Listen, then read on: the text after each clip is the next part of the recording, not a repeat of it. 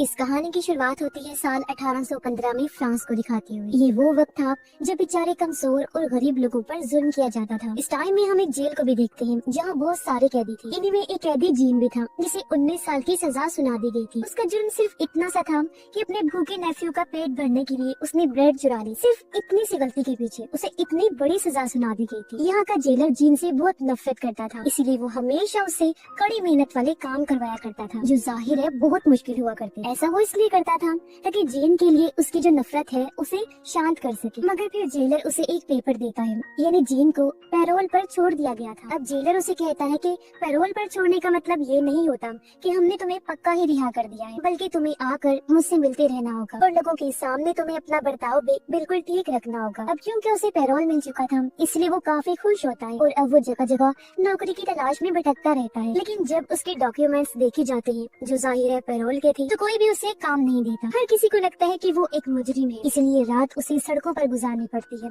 और दिन नौकरी की तलाश में। अब एक दिन एक प्रीस्ट उसके पास है। उन्हें जीन की हालत देखकर तरस आ गया। वो उसे अपने घर ले आते हैं और अपने साथ बिठाकर उसे चांदी के बर्तनों में खाना खिलाते हैं। अब चांदी के बर्तन देखकर उसके दिल में लालच आ गया, इसीलिए रात को सबके सोने के बाद वो चांदी के बर्तन चुरा कर वहाँ से भाग जाता है। लेकिन जल्द ही प्रीस्ट के लोग उसे पकड़ लेते हैं और फौरन उसे प्रीस्ट के सामने लाया जाता है। वो बहुत डरा हुआ था। प्रीस्ट अपने लोगों से कहते हैं कि ये चांदी के बर्तन मैंने ही इसे दिए थे, इसलिए इसे छोड़ दिया जाए। अब सबके जाने के बाद वो जीन को कहती है कि तुम बुरे नहीं हो, मैंने तुम्हारे अंदर अच्छाई देखी है और अब मैं चाहता हूँ कि तुम इन चांदी के बर्तनों से एक नई जिंदगी की शुरुआत करो, एक अच्छे इंसान बनो और जैसे आज मैंने तुम्हारी मदद की है तुम भी कल को इसी तरह किसी की मदद करना जब भी तुम्हें मौका मिले। अब ये सुनकर जीन हैरान होने के साथ साथ खुश भी हो जाता है। उसने प्रीस्ट का शुक्रिया अदा किया, जिसके बाद वो अपने पैरोल के पेपर को फाड़ कर एक नई जिंदगी की शुरुआत करने के लिए शहर ही छोड़ के चला जाता है। इसके बाद कहानी में 8 साल गुजर गए और हमें फिर से जीन दिखाया जाता है। उसकी आज खुद की एक फैक्ट्री है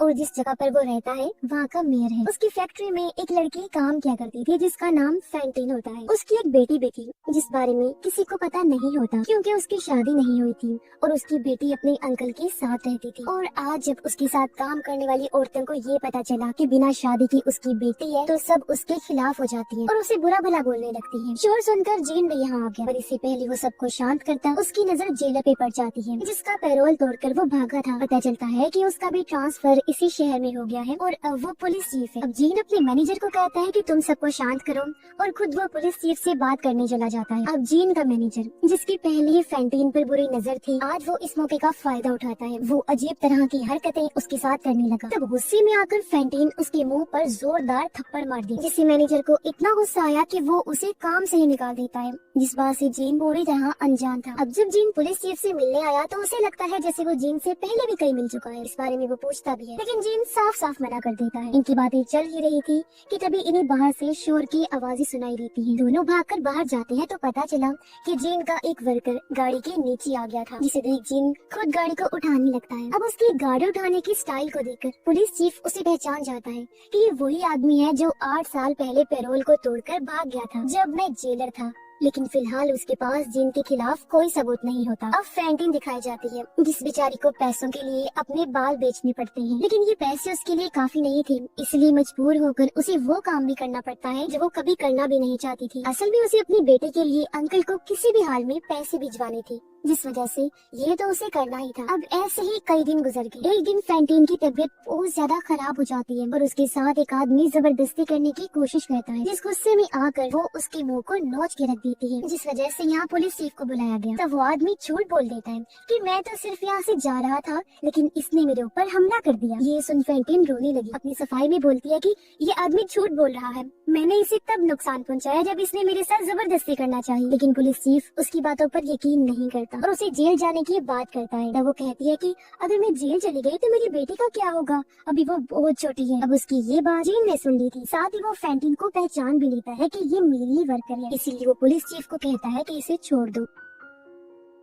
और अब जीन उससे पूछता है कि बताओ तुम्हारी इस हालत का जिम्मेदार कौन है। तो फैंटीन गुस्से में कहती है कि ये सब तुम्हारी वजह से हुआ है। मैं तुम्हारी फैक्ट्री में काम किया करती थी ना, मगर तुम्हारे होते हुए भी तुम्हारे मैनेजर ने मेरे ऊपर झूठा इल्जाम लगाकर मुझे काम से निकाल दिया, जिस वजह से ना चाहते हुए भी मुझे वो सब करना पड़ा। जो आज मेरी ये हालत है। ये सुनकर जीन पूरी तरह चौंक जाता है। उसे बुरा भी लग रहा था कि मेरी वजह से आज एक लड़की इस हालत में है। वो बहुत जख्मी होती है, इसलिए जीन खुद उसे उठाकर हॉस्पिटल लेकर जाता है। अब पुलिस चीफ जीन के पास आया। वो कहता है कि मुझे माफ कर देना क्योंकि मैंने आपको पैरोल से भागा हुआ मुजरिम समझा, क्योंकि वो मुजरिम तो पकड़ा गया है। ये सुनकर जीन पूरी तरह हैरान रह गया। वो सोचता है कि मेरी जगह आखिर किस बेगुनाह को पकड़ लिया गया है और किस बेचारे को सजा मिल रही है। ये चीज वो बर्दाश्त नहीं कर सकता था, इसलिए वो खुद कोर्ट जाता है और वहाँ कहता है कि मैं ही वो इंसान हूँ जो 8 साल पहले पैरोल तोड़कर भागा था। मैंने वो पेपर फाड़ दिया था, तो मेरी जगह वो सजा किसी और को मिल रही है जो मैं नहीं चाहता, क्योंकि मुजरिम मैं हूँ ना कि वो। पर कोई भी उसकी बातों का यकीन नहीं करता। सबको लगता है जैसे उसका दिमागी तवाज़ुन खराब हो गया है। जिसके बाद जीन हॉस्पिटल जाता है जहाँ फैंटीन को एडमिट किया गया था, मगर उसकी हालत बहुत खराब थी। वो अपनी आखिरी सांसें गिन रही होती है, लेकिन इस टाइम भी उसे अपनी बेटी की फिक्र। जीन उसे कहता है कि तुम अपनी बेटी के लिए परेशान मत होना, मैं हमेशा उसका ख्याल रखूंगा। जिसके साथ ही फैंटीन की मौत हो गई, जिससे जीन को बहुत दुख होता है। तभी यहाँ पुलिस चीफ भी आ गया, जो उसे कहता है कि हाँ तुम सही कह रही थी कि तुम ही वो कैदी हो। मैं तुम्हें पहचान चुका हूँ, इसीलिए तुम्हें गिरफ्तार करना चाहता हूँ। जीन ने कहा कि अभी ऐसा मत करो प्लीज, मुझे फैंटीन की बेटी का ख्याल रखना है। एक बार मैं अपना काम कर लूँ, फिर खुद मैं आकर अपने आप को तुम्हारे हवाले कर दूंगा। लेकिन वो जीन की बात सुनने को तैयार नहीं था, इसलिए दोनों के बीच लड़ाई हो जाती है। पर मौका पाकर जीन वहाँ से भाग निकलता है। अब हमें फैंटीन की बेटी दिखाई गई, जिसका नाम कॉजिट होता है। पता चला कि उसका अंकल अच्छा इंसान नहीं है, वो सारे काम कॉजिट से करवाता और हमेशा फैंटीन के पैसों का इंतजार किया करता है। तभी यहाँ जीन आ गया, जो भारी रकम देकर कॉजिट को अपने साथ ले जाता है। अब कहानी में 9 साल गुजर गए, जिसके बाद हमें पेरिस का सीन दिखाया जाता है। यहाँ एक ग्रुप था जो सभी लोग बागी थे और गवर्नमेंट के खिलाफ बगावत पर उतर आई थी, क्योंकि उन्हें गवर्नमेंट के असूल पसंद नहीं थे और इन बेचारे गरीब लोगों का ख्याल नहीं किया जाता था। इन्हीं में एक लड़का भी शामिल था जो स्टूडेंट होता है, और अब जब वो कॉजिट को देखता है तो पहले ही नजर में उसे प्यार हो जाता है। वो पिछले 9 सालों से जीन के साथ रह रही थी और उसने ही कॉजिट को पाल कर बड़ा किया था। अब इस भीड़ में वो स्टूडेंट लड़का उसे हर जगह ढूंढने की कोशिश करता है, लेकिन कॉजिट उसे कहीं भी नहीं मिलती। फिर कॉजिट के अंकल और उसकी पूरी फैमिली भी पेरिस आ जाते हैं। वो जीन को देखते ही उसे पकड़ लेते हैं और कॉजिट के बदले में उसे और पैसों की मांग करते हैं। इतनी ही देर में यहाँ पुलिस चीफ भी आ गया, जिसे देखते ही जीन और कॉजिट भाग जाते हैं। तब पुलिस चीफ कॉजिट के अंकल के पास आया, लेकिन उसने झूठ बोल दिया कि एक आदमी मेरी बेटी को मुझसे कर भाग गया है। ये सुन पुलिस चीफ ने कहा कि तुम फिक्र मत करो, हम जल्द ही उस आदमी को ढूंढ कर तुम्हारी बेटी को तुम्हारे पास ले आएंगे। उधर वो स्टूडेंट अपने बागी साथियों के साथ था, जहाँ एक बच्चा आकर उन्हें खबर देता है कि जनरल की मौत हो गई है। ये सुनकर स्टूडेंट और सभी काफी दुखी हो जाते हैं, क्योंकि जनरल ही वो इंसान थे जो हमेशा गरीबों का साथ दिया करते थे। तभी स्टूडेंट के पास उसकी दोस्त आई, जिसे उसने कॉजिट को ढूंढने का काम दिया था। वो बताती है कि मैंने उसे ढूंढ लिया है। दरअसल स्टूडेंट की इस दोस्त को पता नहीं होता कि कॉजिट उसकी कजन है, क्योंकि ये लड़की कॉजिट के अंकल की बेटी होती है। अब कॉजिट का सुनकर वो काफी खुश हो जाता है। उधर कॉजिट अपने दिल की बात जीन को बता देती है। उसने कहा कि मैं भी उस लड़के से प्यार करती हूँ, लेकिन जीन ने उसे समझाया कि इस बारे में इतना मत सोचो बेटा, क्योंकि ये सब करने का हमारे पास टाइम नहीं है। मगर कॉजिट उसे भूल नहीं सकती थी। अब स्टूडेंट कॉजिट से मिलने आया और यहाँ वो अपने प्यार का इजहार कर देता है, जो सुनकर कॉजिट की कजन को बहुत बुरा लगा। वो ये सारी बातें सुन लेती है। दुख में वो रोने लगी, क्योंकि हमेशा से वो इस लड़के को पसंद करती थी, लेकिन आज तक उसने इस पर ध्यान नहीं दिया। कॉजिट भी उसे अपने दिल की बात बता देती है और यहाँ दोनों की दोस्ती हो गई। लेकिन तभी उसे जीन की आवाज सुनाई दी, इसलिए वो अपने घर चली जाती है। कॉजिट के अंकल की बेटी भी उदास होकर अपने घर की तरफ जाने लगी, पर तभी उसने देखा कि उसके डैड कुछ पुलिस ऑफिसर्स को लेकर कॉजिट के घर की तरफ जा रहे हैं, क्योंकि वो दोनों को पकड़वाना चाहते हैं। लेकिन कॉजिट की कजन ने अपने डैड को रोका, जिसके बाद वो शोर मचा देती है। आवाज सुनकर जीन को भनक लग जाती है कि कोई खतरा है, इसलिए वो फैसला करता है कि मैं अपनी बेटी कॉजिट को लेकर हमेशा के लिए इंग्लैंड चला जाऊंगा। जाने से पहले कॉजिट अपने उसी दोस्त के लिए खत लिखती है,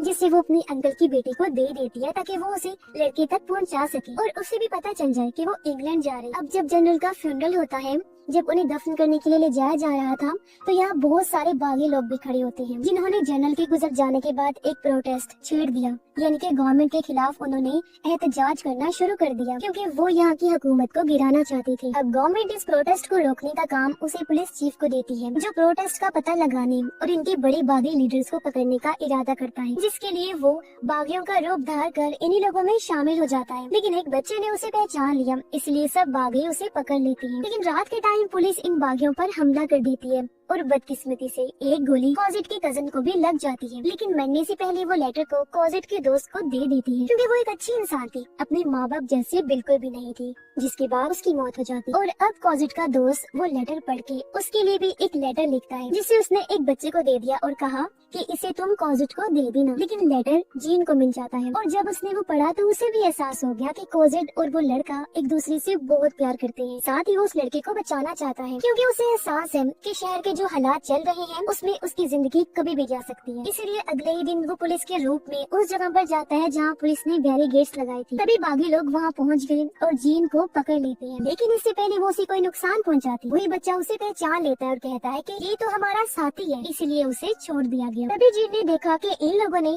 पुलिस चीफ को बंदी बनाया हुआ है, उसके गले में फांसी का फंदा लगाकर उसे बांधा गया है, क्योंकि ये बागी लोग उसे मारना चाहते थे। अब जीन उनसे कहता है कि इसे मेरे हवाले कर दो, मैं खुद इसे मारूंगा। जिसके बाद वो पुलिस ऑफिसर को नीचे लेकर गया और उसे कहता है कि तुम यहाँ से भाग जाओ। वो जानबूझकर दीवार पे गोली चलाता है, जिसकी आवाज सुनकर सब बागियों को लगता है कि उसने पुलिस चीफ को मार दिया है। अगले दिन पुलिस इन लोगों पर हमला कर देती है, जिसमें सभी बागी मारे जाते हैं। एक गोली कॉजेट के दोस्त को भी लग गई, जिससे वो जख्मी हो जाता है। अब जीन किसी तरह बच गया था, जो उसकी जान बचाने के लिए एक पाइप के जरिए सीवरेज में चला जाता है और दोनों की हालत ही खराब होती है। अगले दिन यहाँ पुलिस चीफ आई, जो सभी बागियों की लाशों को देखती है। उन्हें उस छोटे बच्चे की लाश भी मिल जाती है, जिसे कल ही उन्होंने जिंदा देखा था, जिस वजह से पुलिस चीफ का दिल पूरी तरह टूट जाता है। बच्चे ने हमेशा अच्छे काम किए थे और अब पुलिस चीफ अपना बैज उतारकर इज्जत के तौर पर बच्चे की लाश पे रख देती है। उन्होंने नोटिस किया कि इनमें कॉजेट के दोस्त की लाश नहीं है, और तभी उसकी नजर सामने सीवरेज के पाइप पर गई, जहाँ से जीन कॉजेट के दोस्त को ले गया था। पुलिस चीफ को शक होने लगा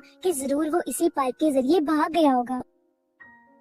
उधर सीवरेज में जीन और कॉजेट का दोस्त बेहोशी की हालत में होते हैं, जहां उनके पास कॉजेट का अंकल आ गया, और क्योंकि वो बहुत लालची इंसान था, इसलिए कॉजेट के दोस्त के हाथ से उसकी अंगूठी को निकाल लेता है। पर तभी जीन की आँख खुल गई, वो उसे पकड़ लेता है और कहता है कि हमें यहाँ से निकलने का रास्ता बताओ। ये जगह दरअसल पूरे जाल की तरह थी, वो लोग फंस गए थे, उन्हें बाहर जाने का रास्ता नहीं मिल रहा था, इसलिए मजबूरन कॉजेट के अंकल को रास्ता बताना पड़ता है। और अब जब ये दोनों वहाँ से बाहर आए तो इनके सामने पुलिस चीफ खड़ा हुआ था। अब जीन उसे कहता है कि प्लीज हमें मत रोकना, जाने दो, क्योंकि इस लड़के की जान बचाना मेरे लिए बहुत जरूरी है। इसलिए पुलिस चीफ उन्हें नहीं रोक, और दोनों यहाँ से निकल गए, क्योंकि कहीं ना कहीं पुलिस चीफ के दिल में एक शर्मिंदगी, अपने गुनाहों को वो धोना चाहता था, इसलिए खुद छत से कूद कर वो अपनी जान दे देता है। कुछ दिन के बाद कॉजेट के दोस्त को भी होश आ गई, और जब उसे पता चला कि उसके सभी साथी मारे गए हैं तो वो बहुत ज्यादा दुखी हो जाता है। लेकिन इस बात से उसे तसल्ली हुई कि अब मेरे साथ कॉजेट है। जीन उसे अपनी जिंदगी की पूरी सच्चाई बता देता है। साथ ही उसने ये भी कहा कि मैं कभी भी इस बारे में कॉजेट को नहीं बताऊंगा, वरना वो टूट जाएगी। जिसके बाद जीन उन दोनों से हमेशा के लिए दूर चला जाता है, क्योंकि वो नहीं चाहता था कि उसके माजी की वजह से कॉजेट और उसके दोस्त की जिंदगी पर कोई असर पड़े, उन्हें किसी मुसीबत का सामना करना पड़े। इसके बाद कॉजेट और उसका दोस्त शादी करने का फैसला करते हैं, मगर उससे पहले एक बार फिर कॉजेट का अंकल और उसकी वाइफ यहाँ आ जाते हैं। उसका अंकल कॉजेट के दोस्त को ब्लैकमेल करने लगा कि अगर तुमने मुझे पैसे ना दिए तो मैं सबको बता दूंगा कि तुम एक बागी थी और तुमने भी गवर्नमेंट के खिलाफ प्रोटेस्ट किया था। वो ये भी बता देता है कि जिस दिन तुम्हारे सभी बागी साथी मारे गए थे उस दिन जीन ने ही तुम्हारी जान बचाई थी। दरअसल अब से पहले इसे नहीं पता था कि जीन ने ही उसकी जान बचाई है, ये उस टाइम बेहोश जो था। और अब ये सुनने के बाद उसे एहसास हो जाता है कि मेरे ऊपर जीन का कितना बड़ा एहसान है और मैंने उसे ऐसे ही जाने दिया। इसीलिए वो कॉजेट के अंकल से जीन का पता पूछता है। अब हालांकि वो बताना नहीं चाहता था, लेकिन जब कॉजेट के दोस्त ने उस पर हमला किया तो मजबूरन वो जीन को बता देता है। और अब वो कॉजेट को लेकर उस जगह पहुंच जाता है जहाँ पर जीन था। जीन की तबीयत बहुत ज्यादा खराब होती है,